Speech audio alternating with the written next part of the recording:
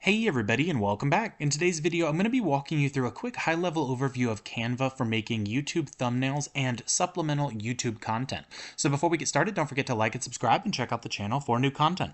Alright, so jumping straight in, I think that this platform, although you can test out many features for free, I think it's definitely worth the paid option. So you can check out the pricing over at the website, but they do have quite a few different pricing tiers.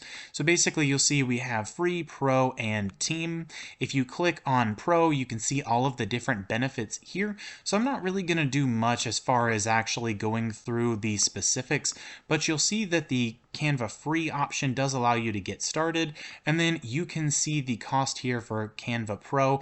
They do also have a 1 month or a monthly subscription that you can use if you don't want to go specifically with the yearly option. You can opt for monthly as well. So let's go ahead and go into the Canva home page. So you'll see when we go back to canva.com, this is our dashboard. Now, I started out using Canva originally just to make some basic thumbnails and then started using the Pro version. So we're going to start off with a really simple YouTube thumbnail. Now, if you're someone like me who is not very creative, one of the cool things that you can do is just search for something like YouTube thumbnail. And then they give you tons of different templates. Now, before you get started with the different options like free or pro, you may want to just double check the Canva licensing. So there is this URL here, but you can just look it up online and see how you actually can or should be using the program. So you can review all of that, but we'll just go through making a simple thumbnail really quickly.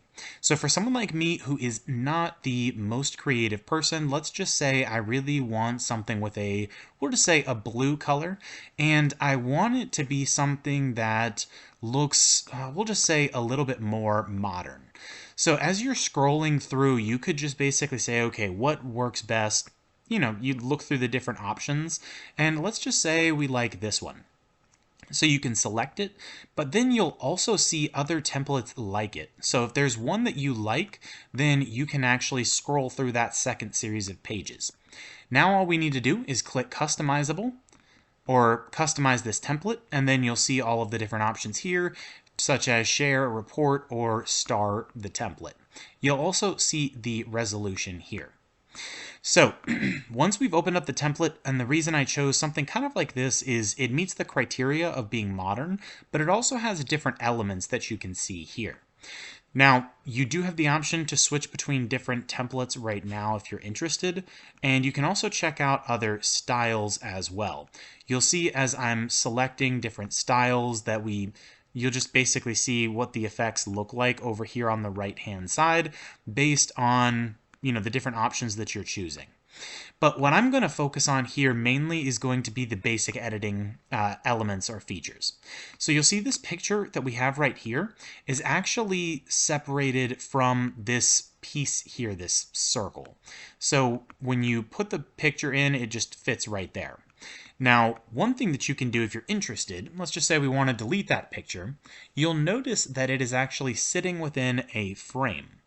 So if we wanted to bring over this smiley face, we could drop it in, and because it's a different element, it's just a picture by itself. Now, if you want, let's just go through, we can go to our uploads and look at some of the images that I've put in previously for other thumbnails. For example, this one right here. I could drag this and you'll see it automatically shapes to that specific circle or that element.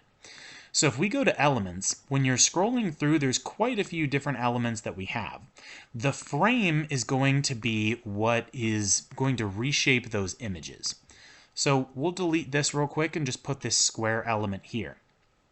And then we will put in a triangle as well, just to show the difference between the two. Now we can go to our uploads, and you can upload files here or record if you want, but I'm just going to drop in a picture. And then I'll drop in the same picture, and now you can see the difference between the two frames and how they size and shape it. Now you can double click the picture as well, and then make adjustments to it, and also manage rotation and other things just like that here, along with doing a smart crop and things of that nature. Then we can double click on the background if we want to edit that. So like with most programs, you can just double click to edit the different elements of the image or whatever that element is. So that's really all that there is to it for editing those, and you can add additional pages if you're interested, but again, for a YouTube thumbnail, it's just a single picture.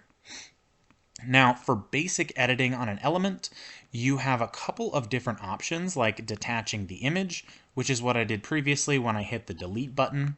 You can also right-click and you'll see all of these different options. So for example, layering. And what layering will do is, if you see right here, this image or this little frame, it's behind this picture, and so you can't see it. So if we go to layer and go to bring forward, now you can see it over top of the frame. So you can have these different layers and decide what blocks what. For example, this is a top layer, so it goes right over top of everything. So now that we have kind of ruined this template, let's put some of the different things back really quickly. Now, you have a couple of different options when it comes to editing text and other elements. Whenever you select it, you do have a magic right option, and you can see a couple of different options here. But one of the main features is going to be the size, the text color, and then the different options here, and the actual font and text styles. So you have tons of different choices, and then again you can resize to make it fit wherever you really need to. So that would basically be most of the elements on most of the pages that you're going to have. Now, when we go back to elements, there are tons of different things that you can add, such as tables, charts, grids, really just tons of different options. So all of that is set up, and then you'll also have different graphics that you can use, and you can search for specific graphics if you want.